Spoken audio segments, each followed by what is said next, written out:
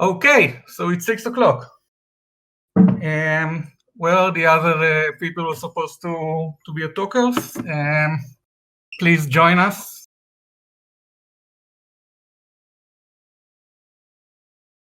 I need everyone who intends to talk today to join as a speaker, please.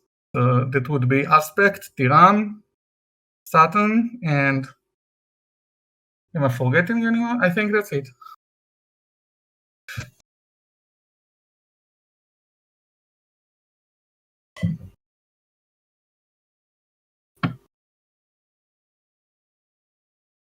Okay, hey, we have Aspect.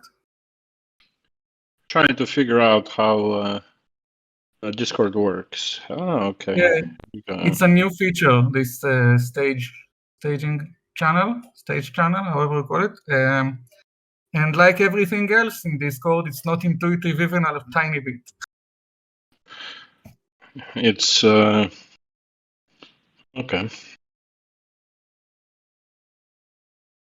Okay, Michael, do we have a Michael in there? Okay, and George. Hello. Okay, so we can start. Hello, everyone. This is the...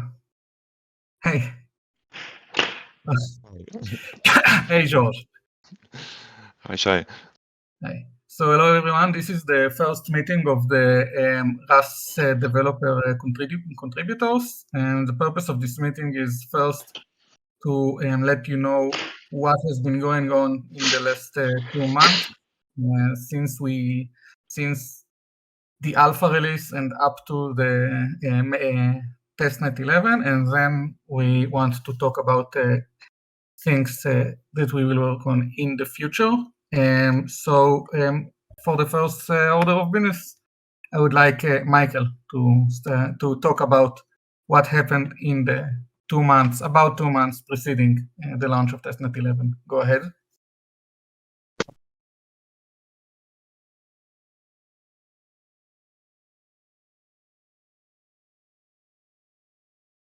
Michael, you're muted.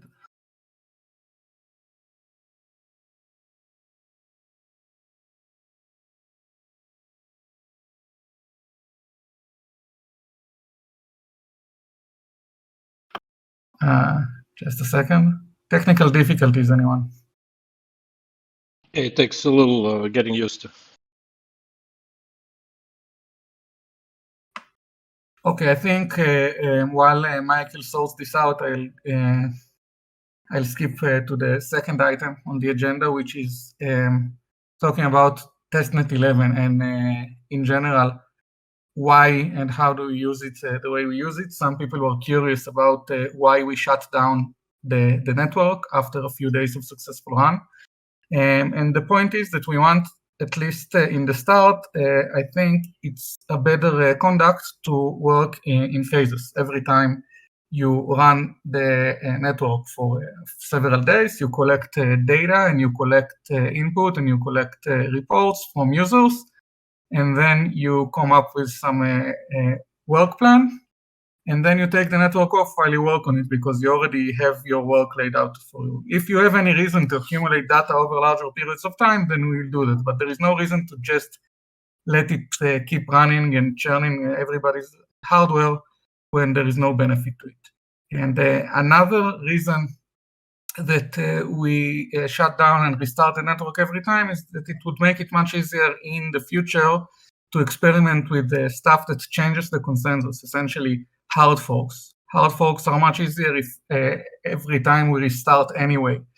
And we do want to play with the consensus rules. There are a lot of parameters that we need to explore, like difficulty window sizes, and like we want to experiment with different block rates and different block sizes, and all of these kinds of changes, they require the entire network to restart because it's a hard fork. It changes the rule of what is a valid block. So this will help us. Restarting every time is really helpful in playing around in the parameter regime and looking for what works best. In the future, we will let the testnet run for longer periods of time to because we want to see long-term data, and we also try to use it to generate data that we need for other kinds of resource purposes, like understanding better the parallelism and how it affects the effective throughputs and how it affects the fee market and this kind of stuff. So this is the reason we're working in phases. I just think it makes more sense.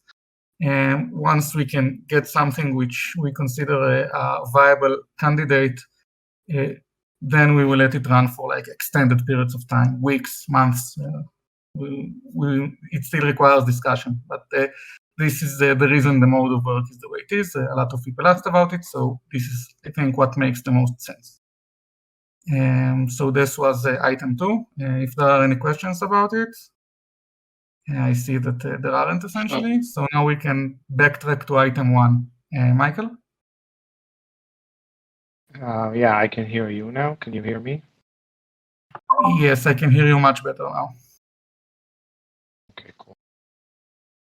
I'll just go briefly over the list of things we did before since the alpha version release, which was like a month and a half ago, towards testnet 11. So we did like a session of finishing all kinds of small stuff, Linux deployment binaries, RPC and CLI peer management API, which George completed. Many peer-to-peer fixes and improvements. Finishing touches to the script engine by Tomil, Haunted Cock. We completed the virtual processor, which we completed like fine details of the algorithm we run for building the block template, essentially, which is also called the virtual block in some context. And there were like final details related to UTXO invalid state and stuff like that. And things like recovery from a process shutdown, like some processes were not built correctly for recovering from a process shutdown, so that was completed, and a graceful shutdown of the system. Now you can control C the system, and it gracefully shuts down without losing data. That's general things we did for the node software overall. Any questions on this?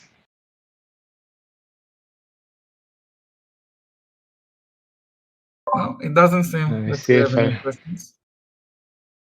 I'll share my screen so I can. I did not prepare slides, but I'll share my screen so I can go over pull requests that are more relevant to testnet 11. And Shai, you can add details about DAA sampling and stuff like that anytime. Just run in. So I see. Okay, 1 second. Yeah, we're all getting used to this new Twitter stages. Yeah, I can't share like a Chrome window. I need to share the screen. So I need to like turn off some Windows, yes, but not Chrome windows for some reason. That's highly specific. Yeah, I don't know. Okay, screen 1. So you can see my browser. Yeah. So before increasing BPS to something like 10 blocks per second, we needed to finish implementing pruning in the right way, including header pruning, because at 10 BPS also headers accumulate pretty fast, and we don't want disks to explode too large. So that was one thing. It took me a few weeks because it involved like a lot of the touching, taking the ground off from a lot of assumptions about blocks being always there once you write them, and all kinds of stuff like that you assume. So when you delete something, suddenly you have to make sure that the writing side of the processing of consensus doesn't get hurt. And just to And make also sure everything is with you, header pruning is something that we did have before us in the Golang implementation, but it wasn't on the fly. If you accumulated a lot of headers and you wanted to clear them, you'd have to shut down the node and restart it, and then they would clear. And it didn't happen. You would have to resync it from another you'd have player, to actually. erase your data there and resync, which is, I guess, reasonable when you have 1 block per second, but when you make it 10 times larger, then the data accumulation rate becomes unreasonable, and we don't want people having to shut down and resync their nodes. Yeah. And then it involves like really touching the inner structures of DAG management, how we manage the DAG structure in terms of reachability data and GhostDAG data and all kinds of stuff which are delicate. So it needed like some algorithmic components needed to be written, and the management of the whole pruning process as a background operation, not taking too much resources from the usual processing is also was also a priority, and the solution we came up with worked pretty nice with 1 BPS. With 10 BPS, we discovered we got to the other extreme. We're starving the pruning processor. We'll talk about that later, I guess, a little bit. The solution is not too complicated, but yeah. So that's about header pruning, which obviously includes also block data pruning, like transactions and stuff like that, which is the more significant part in terms of disk. Okay. The other main thing we did before Testnet 11 was DA sampling. And in mainnet currently, we have a DA window which is around 46 minutes, I think, back. Meaning the difficulty of a block is a function of the 2,641 blocks in its past. Essentially, normally these are the blocks mined in the last more or less 45 minutes. With 1 BPS, if with 10 BPS, if we want to keep the same difficulty adjustment and not be a function only of like a recent 5 minutes, looking at last 46 minutes means more like 25,000 blocks. For each block we want to process, we need to we need to compute the difficulty as a function of like 25,000 blocks. So we realize this doesn't scale well with BPS.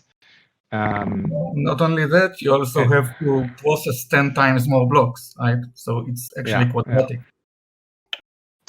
So we searched for a solution for sampling this space of blocks from the last 45 minutes, more or less, but not taking all of them.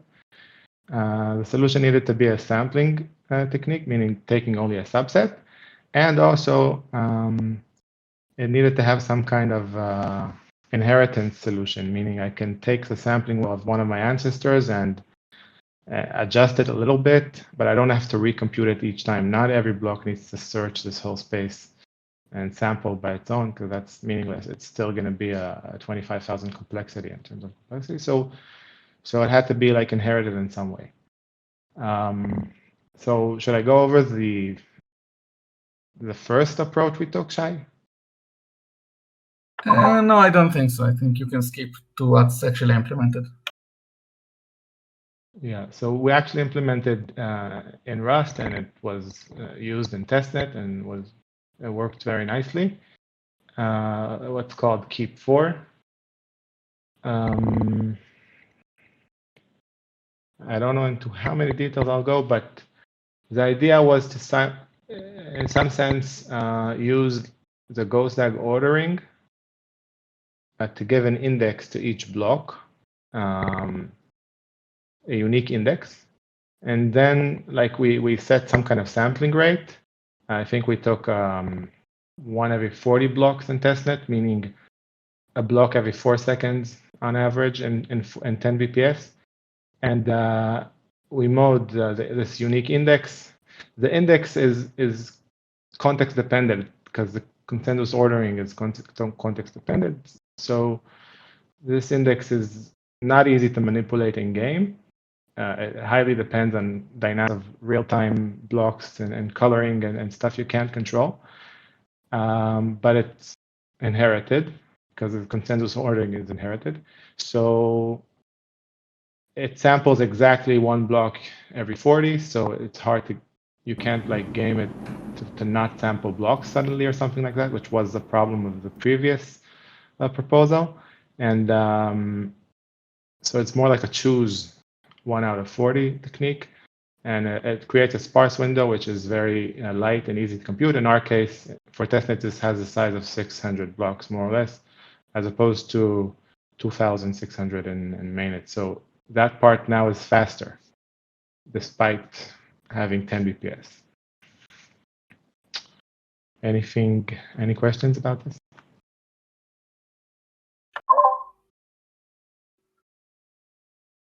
Okay, not a lot of questions. Do you have anything else you want to show?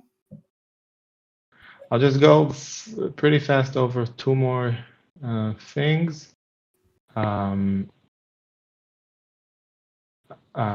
George, also known as Tiram, implemented. There was a joint effort by myself, Shai, the planning and algorithmic considerations, and his vast DA experience, and Tiram, which is George. And George implemented it very nicely and in the code base. And this is a very important component in our experiment, in testnet 11 experiment. Third thing which is noticeable, I think, is our Rothschild, which is a transaction generation tool, which Ori adapted from a Go version and implemented a Rust, and it seems to work very nicely. And it's a very important component in creating high load TPS on testnet. One last thing was optimizing the database key sizes. We changed the structure of how we access the database, how we build keys, and it seemed like I think it was pretty significant for performance overall. It's also like the last effort. That's more or less it. Okay, nice. Thank you for the overview. So the next topic is the refactoring the mempool. So take it away, George. So with Michael and I spotted a few points which are bottleneck candidates in the mempool. We are handling those step by step because it's a quite tedious task. The mempool is related to many components in the node, like the peer-to-peer, the RPC, and the consensus. So it's yes, it's not well. It's a task that asks some. Well, sorry. We kind of left it to. We assumed mempool is not a bottleneck because we don't have so many transactions yet. So we kind of left it with the Go design. So it was a little monolithic, meaning under a single lock, and everything going through it was like processed one by one. So when we tried overloading testnet, we realized that this is sometimes a bottleneck, even delaying a template built for the miner.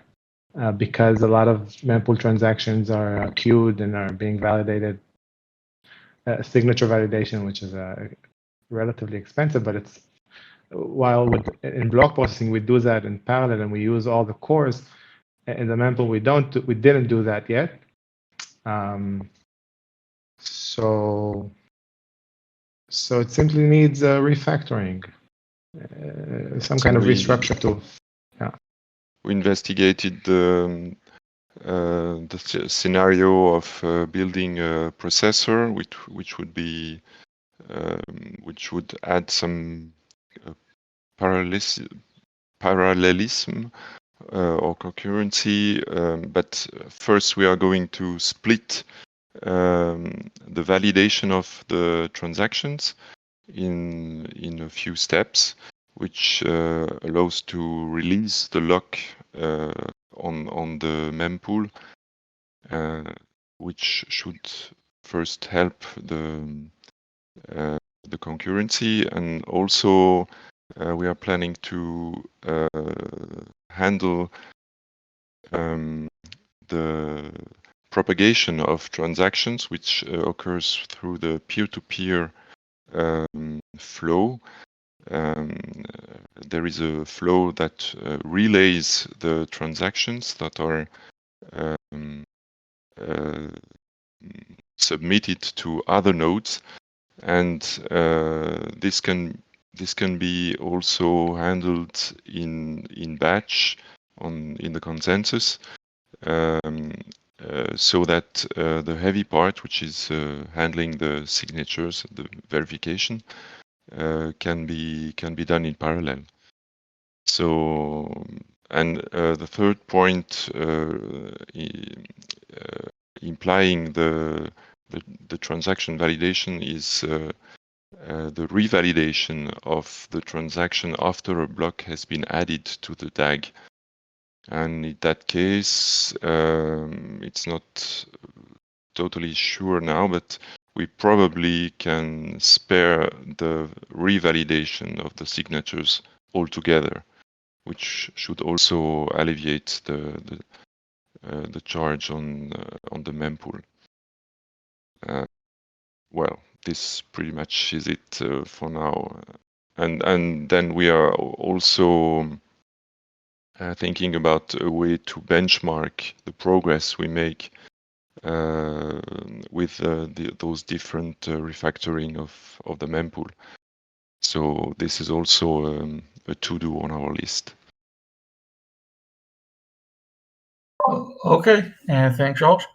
Next thing we wanted to talk about a little bit is the issue of pruning starvation, and that currently nodes. Maybe let's leave it to later if we have time. I'm not sure. Yeah. Okay. Sure. I So spoke just enough for now. yes, I just saying a I sentence. can show. I wanted to. I forgot about something. I wanted to show a snapshot of the drawing of like around about 600 blocks from Testnet. Maybe I'll show it now, or when you speak about KGI. It's a little messy. Yeah, I don't know how. we can reserve it to KGI, then we'll get to see some abstract art. Okay. Okay, so we'll talk about pruning later if we have the time.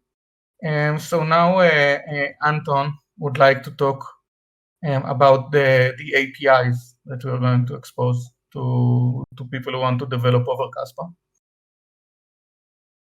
All right. Well, my works does not specifically latches onto any specific testnet releases. It's ongoing. I've originally helped Tiram with the internal infrastructure design. One of the things that's important to understand to everybody, as there's a lot of technical term here, there's a lot of nuance and elements involved into making sure that everything is basically very high performance and functions on the hardware in the optimal way. But that extends past the hardware as well.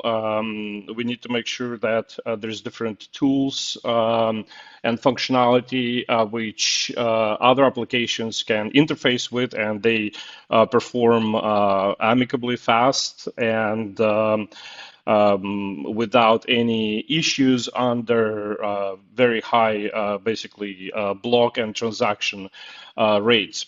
So one of the initiatives that I've been leading since a while now initially is the high performance RPC interface. So it's possible to communicate with Rusty Kaspa in a with a basically high performance way, which means as high as possible reduction in data transmission, this binary data transfers, and in general ability to handle things and not to be bogged down when there's a lot of data coming in to be able to process things in. So another API besides gRPC? Right. So we now have basically a high performance API, high performance encoding, which is known as Borscht. It's a binary encoding, and also JSON RPC, which is very important. And there's a full kind of all of that has been crafted by hand from the bottom up to make sure that we have full control and as high performance as possible. And these interfaces are exposed by a Kaspa node, and on the other side there are client interfaces to connect to that.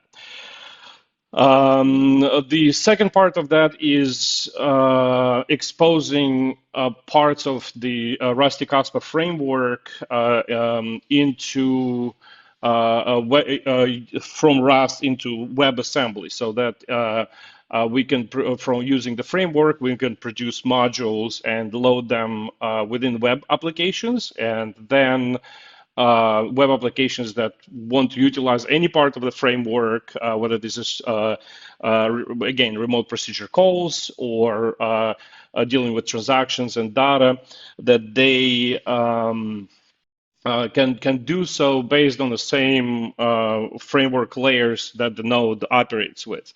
It greatly simplifies the overall process of development and integration for third parties.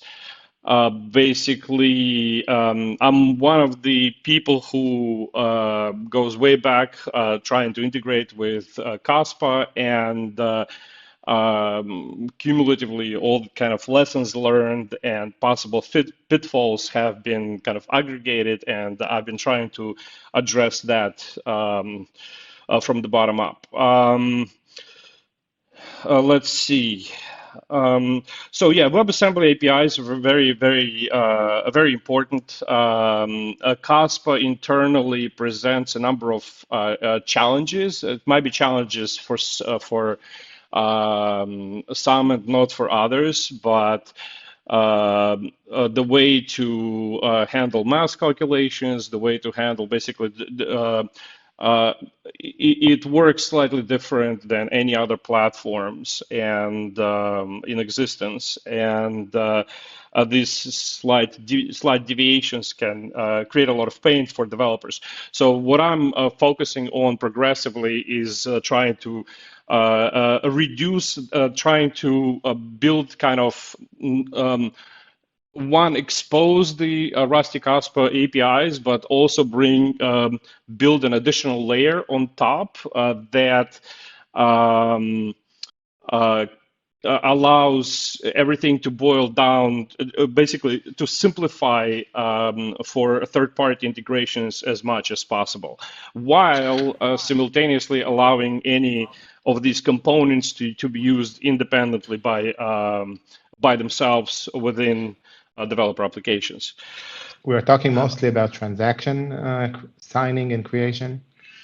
Transaction signing. There is a component that I'm currently working on, which is basically what as a first stage of this project, there is a wallet that has been basically a new core wallet that has a high performance core wallet that has been developed using Rusty Kaspa on top of this infrastructure and exposed into WebAssembly as well. And I'm currently segregating that into two components, which is one, a wallet, and another is a client-side UTXO processor, which basically handles a lot of daunting tasks such as UTXO selection, which are complicated tasks within the Kaspa infrastructure because high rates allow you to create a lot of transactions, and that in the way traditional systems developed in let's say Bitcoin or other cryptocurrencies, they don't have any issues with that because they don't have these kind of metrics and this kind of notion of UTXO pressure, for example, where you have suddenly thousands of transactions to deal with that you cannot all send as a single transaction, which is confusing to the user. The development teams developers who have worked on that have addressed that using such notions as a sweep and compound, if people are familiar with that. So one of the efforts here is to, for example, create a notion of virtual transactions that take the sweep and compound type of approaches and kind of put them under the carpet, so that this is all a part of the framework, and the third-party developers don't have to deal with that. So based on top of that, I'm currently developing a prototype of a new command line wallet based on top of this framework, which can, because of the way this framework is designed, this kind of command line wallet can operate within the web browser as a miniature terminal application, kind of proof of concept, so that anybody can reuse that internally within their web apps, and simultaneously as a command line application where you can run it from the shell. Once this is kind of matures, I will be switching to the desktop wrapper. So Anton, this literally means that software written in JavaScript can access the node with a good performance binary communication, and literally use Rust code libraries for managing transactions. And so it's the same. I just want to highlight that the same Rust code used for consensus, for validation, for building transaction data, and is now wrapped and accessible from JavaScript through the WebAssembly, since Rust can compile to WebAssembly. So that's like the real highlight here, I think, because it's the same code base, or same original code base. Any change we make in that will reflect to the wallet users, wallet developers. So I think it's a big thing. Yeah, this is one of the key elements, is that there might be some dynamic changes as the BPS increases. So anything that the developers working on within Rusty Kaspa automatically propagates within this infrastructure. And based on top of this infrastructure, as Michael just pointed out, you can build native high performance kind of bare metal Rust applications. It operates under any web browser as well as Node.js. I've made some effort to build this toward React Native, but haven't really succeeded, and other priorities took place. But it will function in React or any framework. It's independent. It effectively allows to load parts of the Rusty Kaspa code base into your browser, and yeah, that's very, very important. It's also very important strategically to make sure that kind of one of the big problems from my perspective with Rust originally during initial development is that everybody has been focused so much on science that nobody focused about really the users or the third-party developers. So I'm trying to alleviate that. Other than that, I'm working with the team trying to because this framework we've also made it operational with Thuram's help, operational against the Golang Kaspa. So I am doing variety of tests and basically integrations to make sure that the compatibility between existing infrastructure from gRPC standpoint and data exchange is also reliable, because we want to have a majority of things. We want to have basically full compatibility for once Rusty comes. But on a footnote, it's quite. One of the reasons I really like this project is it is actually introduces a lot of interesting challenges from standpoint of performance. So this is quite, to me as an engineer, it's extremely interesting to observe. This is what a lot of guys here are doing in the background, are addressing things really on a low level to make sure that as much as possible can be juiced out from the underlying hardware using the highly optimized software, and this goes beyond BlockDAG structures like this and such. So yeah, lots of good things coming, and.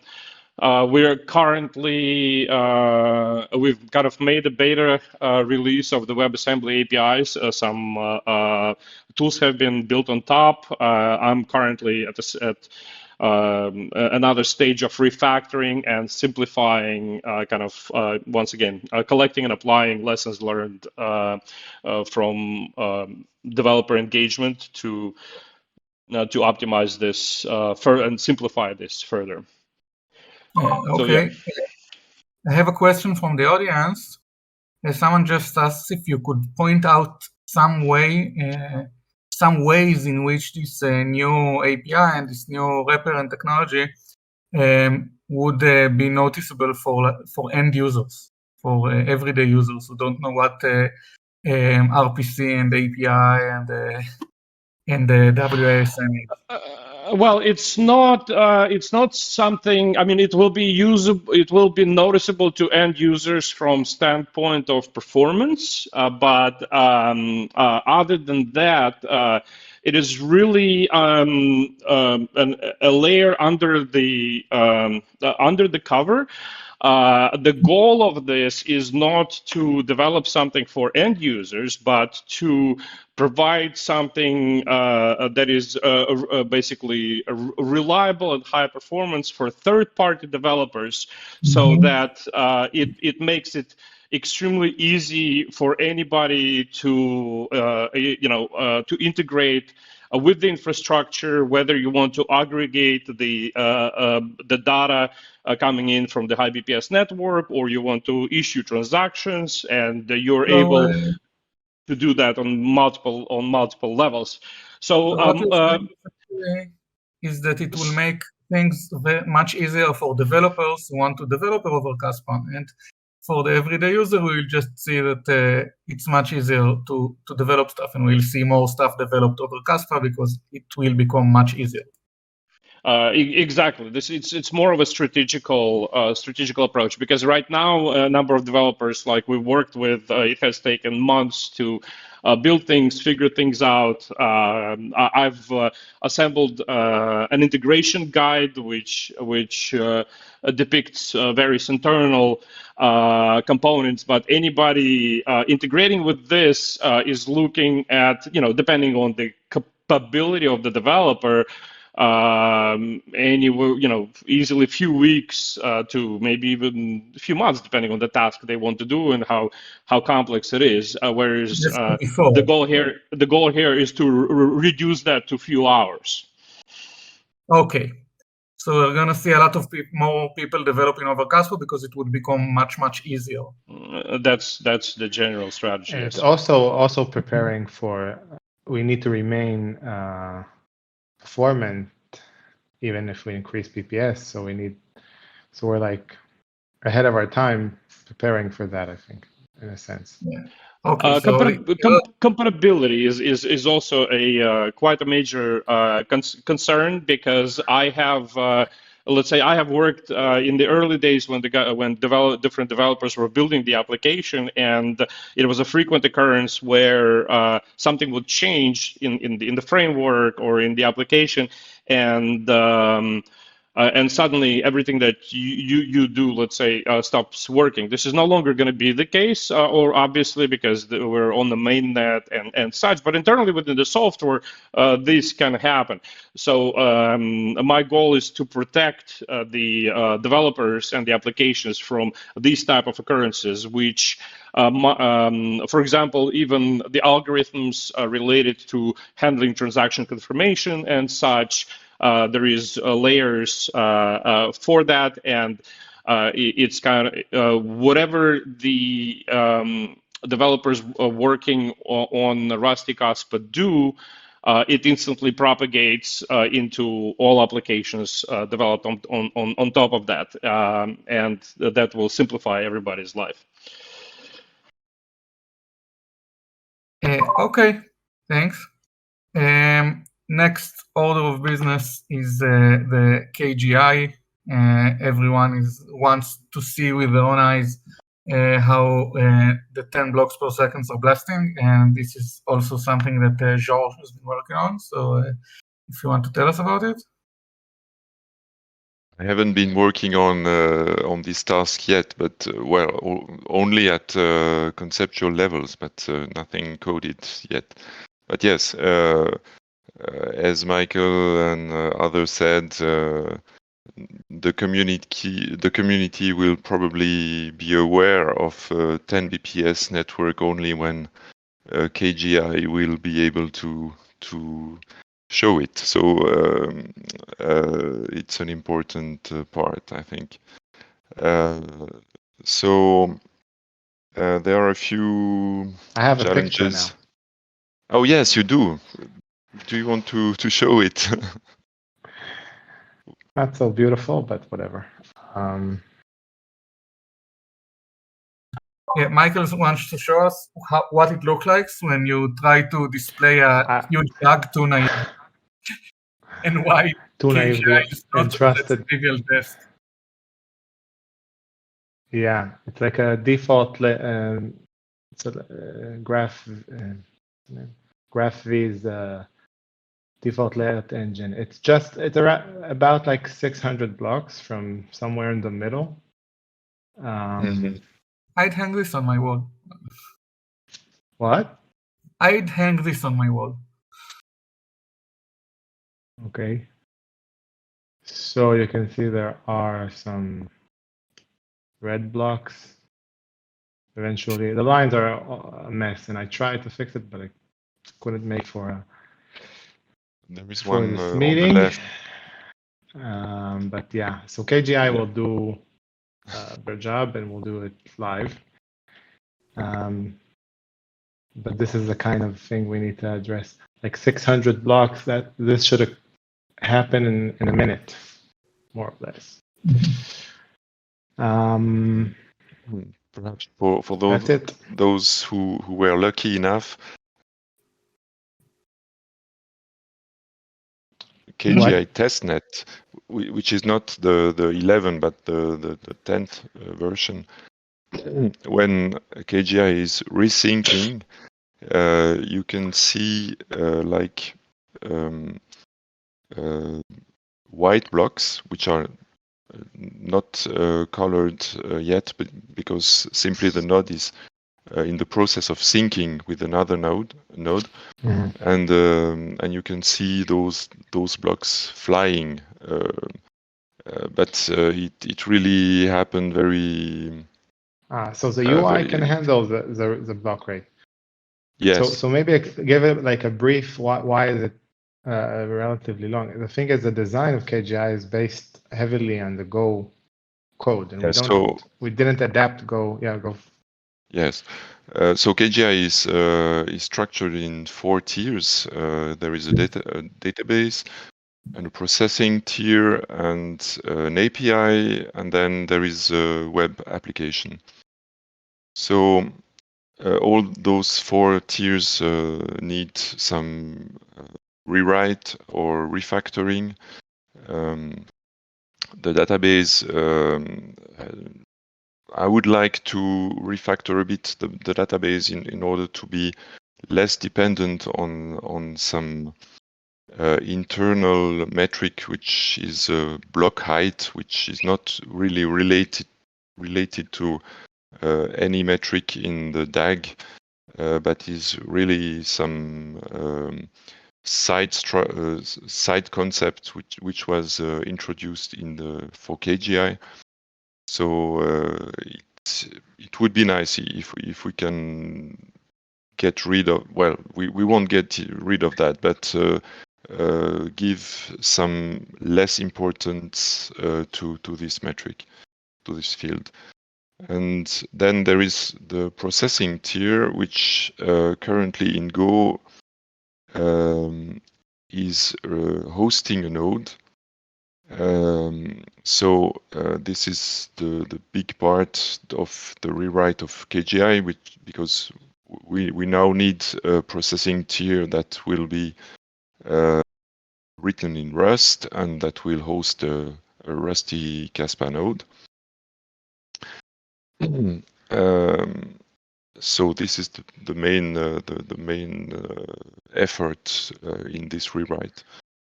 Then we have this API, which is currently based on a Node.js system. According to my first researches, I think it would be nice to rewrite it completely in Rust also. There are some nice grades that allow that, so I think we would gain in performance and integration, also a better integration with the 2 lower tiers. And then we have the web application, which is written essentially as a React application. As I said, my first tests show that it should handle correctly the 10 BPS. Perhaps it will be a bit fast and the graphical results won't be perfectly pleasant. I don't know. It's a bit early to say, but at least I'm almost sure that it can handle 10 BPS. We might need to zoom out a bit so blocks don't fly too fast perhaps out of the screen. It's a matter of adapting the UI a bit, but I don't expect a lot of effort in this tier normally. So that's pretty much it. Well, there is some kind of work to provide, but I will address this point as soon as we finish the Mempool refactoring. This is the next big thing to do. Okay. I'd like to add, as the system evolves, we might actually want to re-examine some of the visual interfaces because the way I look at things and the way I develop is I'm assuming that the system will eventually be raised to much higher rates, whether this is 32 or 100 BPS and whatnot. So this is a major element of stress testing Like for example, I'm working with wallets that are utilizing 200, that have 200,000 transactions, and making sure it's fast to handle this kind of data load without any impact on the computing. And with KGI, it's kind of very similar problems, but there are certain limitations. If you, for example, imagine a system running at 100 BPS and thousands of transactions, it can become challenging to visualize this data. So while some things are going to be in this project evolved in stages and carefully experimented with and raised, some others are which are not dependent on let's say various, they're only technologically constrained, are actually being done to handle much higher rates. That includes the block processor that Michael has worked on, and the general internal Rusty Kaspa infrastructure. And the results from Testnet 11 has been very pleasant, even when some minor elements of the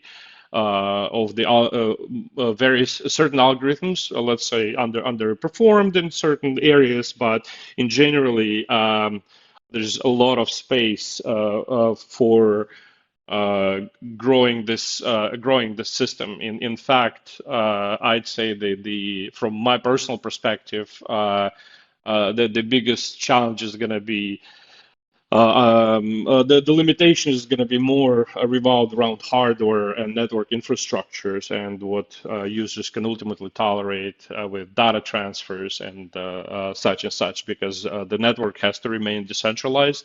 This is one of the pillars of the platform. And high performance requirements usually tend to bias systems towards centralization.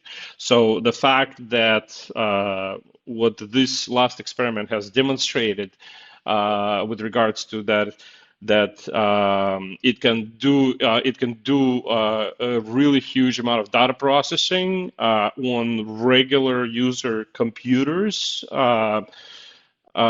This is extremely valuable and promising, and I think one of the key elements and results of the Testnet 11 is this proof that we can get away with extremely high data processing rates on basically ordinary computers. Yeah, so this actually relates to a question that was asked in the audience. If we set a goal for 100 BPS. So what I want to say about it is essentially what you said.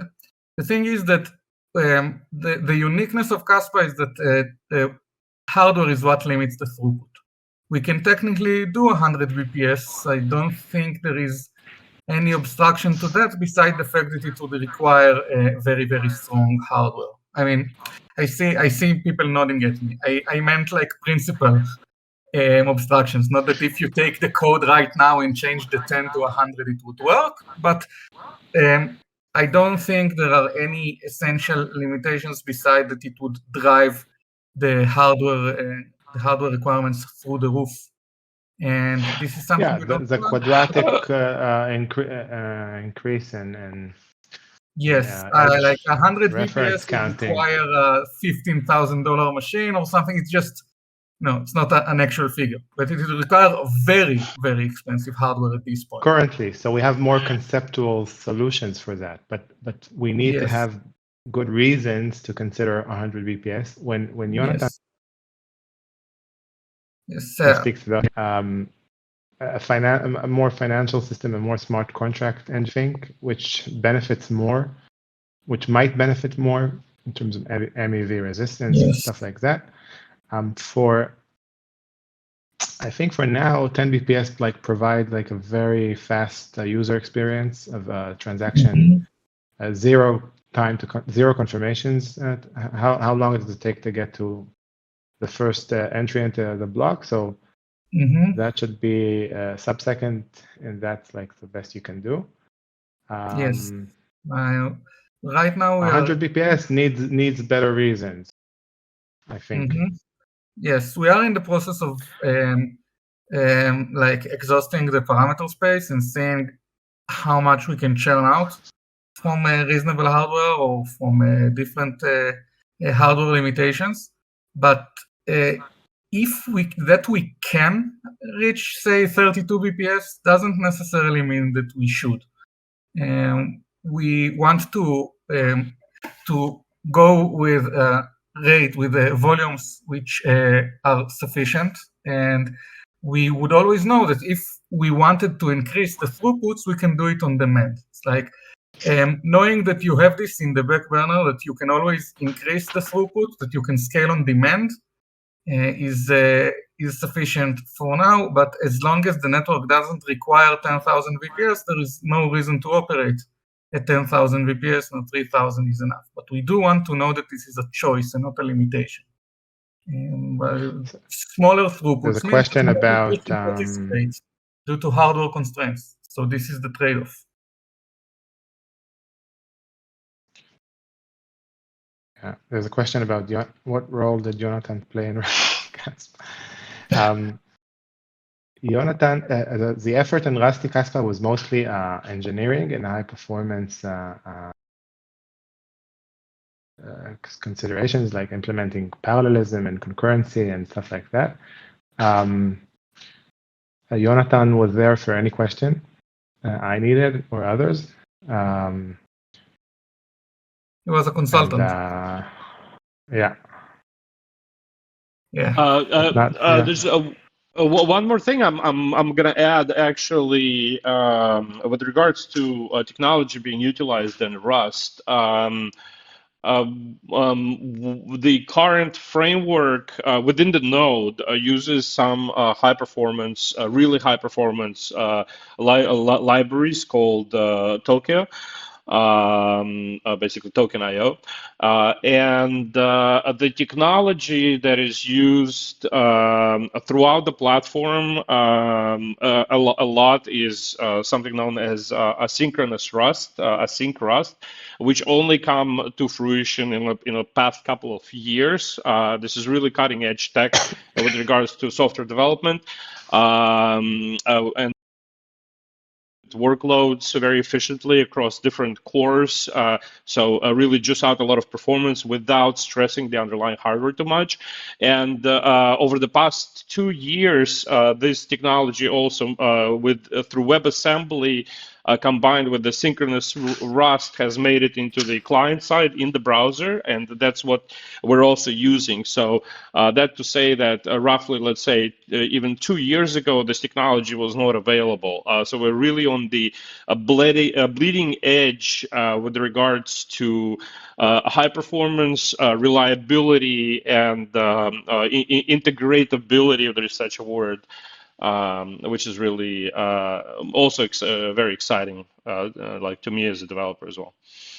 Nice. Well, before we keep going, I'm just going to say 2 things. One is that the purpose of these meetings is to talk specifically about Rusty Kaspa. So there are a lot of good questions that are generally about Kaspa and not about the current effort that you guys are undergoing. So while these are good questions, I'm not gonna raise them right now. We can take them offline and so them in text or in Twitter or whatever. And before there are some questions I want to raise, but before that, there was just one last item on the agenda. Michael wanted to talk about improvements we want to do to the peer-to-peer layer. Yeah. So some of us noticed when running Testnet that people tried to get their nodes public, and it didn't always work, or it took a long time. So in a sense, that's one benefit of having both a hybrid testnet that tests like compatibility between Go and Rust from consensus perspective, and a Rust-only network for testnet 11, which makes sure that Go nodes don't cover up for something Rust missed. So when we have this Rust-only network, we realize that some addresses don't propagate. So I really looked into the code and realized we dropped something, managing the local address. There's a local address manager, which wasn't implemented in Rust. And when you are an outgoing peer, your address wasn't shared correctly, which is probably why it was hard to turn from a peer that's only doing outgoing connections to one that is known by others, because there was a missing step and his address wasn't propagated through the network. So that's why I think people saw that. Hopefully Coder of Stuff, it wrote something now, might be the one implementing this part. He's a new contributor, if so that would be very nice. I hope I can pull that through with him. Okay, cool. But it's pretty known what to do. It's not a big, and it's important. I think we want it before the next phase. Yes. So I'm just gonna go through a couple of questions from the audience, which I think are relevant. One question is if there are any bugs that we are aware of that could be crucial or detrimental and we don't know how to tackle at this point. I'm not aware of anything like that. I don't think so. We fixed one of them was probably the hidden factor in the disturbing testnet 11 in the previous phase. It might have had some side effects that are hard to spot, but that's fixed. So I don't know of a serious bug that we're searching for. I want to add that Rust as a programming language and a tool chain eliminates, I would describe as much as good 90 to 95% of traditional bugs that exist that are resulting from during the software development in traditional programming languages like JavaScript. C++ and whatnot. So that is a huge help from standpoint of stability. You do pay quite a bit of a cost up front, but in the end it's extremely rewarding because you can literally spend a month writing code and then it just runs. This is very Shai, you want to take the last question? I actually wanted to address it to you. The question is, how can other devs interested in participating in Rusty Kaspa do so? So essentially, there are a lot of issues that needs to be tackled, and not all of them are terribly hard to get into. I think what's very difficult to get into and requires to accumulate experience is anything that directly affects the consensus layer, because things that are very delicate and it's really easy to make a decision which you think is just like a local design decision, but it actually, if you understood GhostDAG better, you'd understand it's actually a really bad idea. So tampering around with this part really requires. Yeah, but it seems like the people are getting are troubled with even doing the first thing. I think people need to be more determined. If they want to do it, they chase it and they'll study the code, and it's going to happen. I mean, if the question is related also to budget, there can be some budget for people who, even though the vast majority of the effort is done, we can still have some budget. You mean budget from the Rust fund? Yeah. But in terms of tasks, like we should do a better job by making things accessible to others, like low-hanging fruit. And I'll have more time for that soon. And I really want more people to get on board. But you see George here, and you see Anton, and you see other people who implemented major components in Rust. So it's not only me and Dori and Elichai, who was not here, but implemented a lot of the infrastructure. It's like a group of 10 devs already that did non-negligible tasks in the Rust code base. So it's not like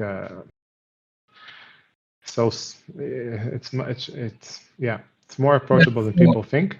They just need to be determined and ask questions and study the code, and someone really wants to do something, so beg me, so they should will find something that's the first thing to do, and then they could get into it. But yeah.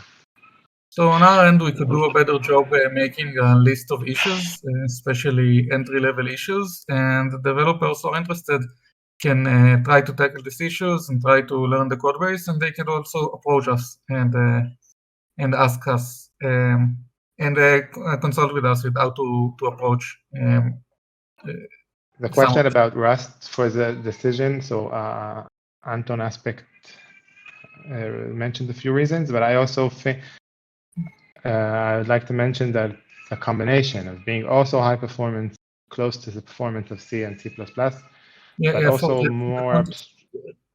People who watch this video. Context is why was Rust chosen to rewrite Kaspa? Yes. So I've answered this multiple times in chat a year ago, but the combination of both being a high performance and system level language, but also having things like async and Tokyo, which simplify dramatically the management of the network layers, which are less processing heavy but are more I/O dependent. So being able to write async code like C# provides, or like JavaScript or other languages, and having this high performance language is very unique to Rust. And the safety of memory management and cross-thread locking is amazing in Rust. So metaphorically speaking, if Kaspa was a car, we have just installed the jet engine for Boeing 737 onto it. Imagine that. And somehow it is safe to drive your car with a jet plane engine, right? Okay, great. Does anyone have anything else to add? There is a Kaspa dev job board. Not well meant. Someone is asking if we can implement a dev job board. So I'll just paste the link. There is one. It's not well maintained, and you want to show it? Will do better. Yeah. I'll just share the link. I don't know if there's okay. So it's not well maintained, but it is there. There is information you can extract from there. And we do have a lot of issues, right? We document issues, just they are not like sorted into difficulties. Yeah, we need to do better, but there's so much I can do on others, so it'll take some time. But this is also something. Now that the burden of implementing the node is actually behind us, it will become more. If someone wants to contribute by helping us tidying up the board, this will also be extremely welcome, actually. Yeah, but I'll have to like nudge us and yes, and extract information from us. It's not going to be. Yes, this would be like this would be like an entry into knowing the code base and getting to know us, which would be maybe not the most challenging one, but it would be very beneficial. Someone taking command of maintaining the dev board. Yeah. Yeah. Okay. So does anyone have anything else to add? Testifying. I came from the community. I'm still from the community, and being a developer on the Rusty Kaspa project is possible. I mean, it took me a lot of time to learn Rust because I didn't knew Rust before I came, and also being comfortable with the project and also starting to study the consensus took me a lot of time. But there were some tasks that didn't require so much knowledge about the consensus. For instance, the RPC, and this was a very nice opportunity to enter the project.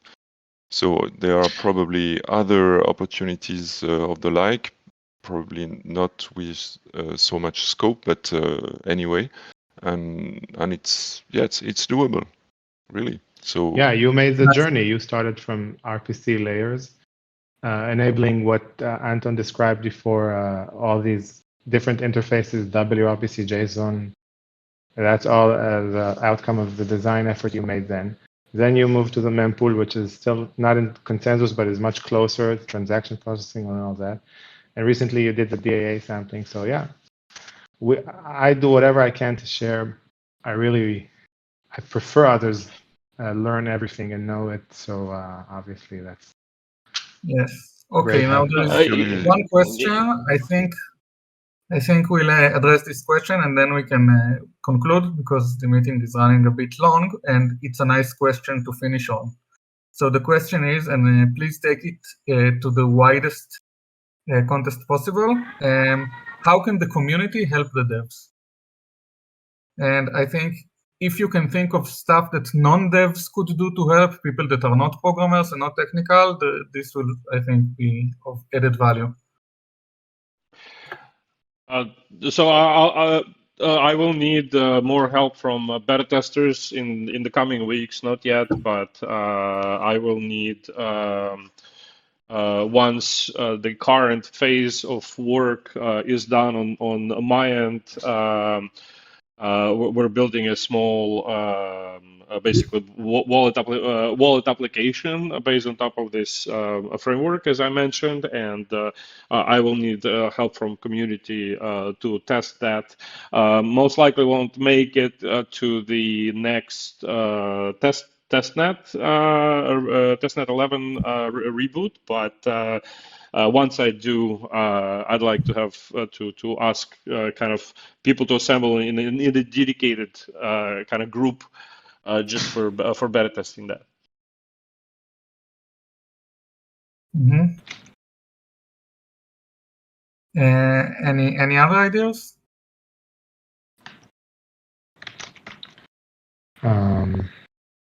I think that one thing you could do is to help us reach more devs, people who know Rust or people who are proficient programmers who want to get into Rust.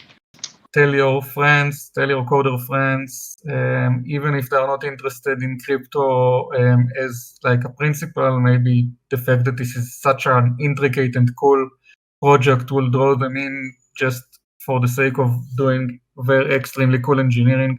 There is this really, really interesting thing going on, and maybe if you make people around you who are into this stuff more aware, they would like to contribute even if they don't particularly care about crypto, just because they appreciate the engineering and want to be a part of it. So I think helping us spread awareness to this really cool open source thing that's going on and drawing attention to programming talents could go a long way, because even if you tell 1,000 people and we gain 2 or 3 proficient developers from it, it could make an entire world of difference.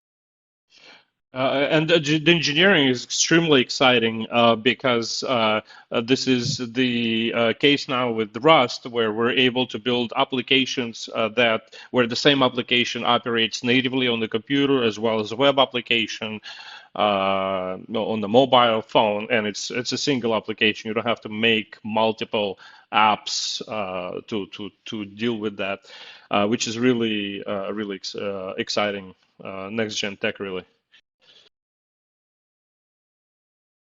Other than that, I'll add that any participation in the testnet and what people have been doing, running the node, collecting metrics, giving feedback, that has been incredibly valuable from the entire community. Thank you very much, everybody, for helping us. It was really pleasant to see the community come together like this.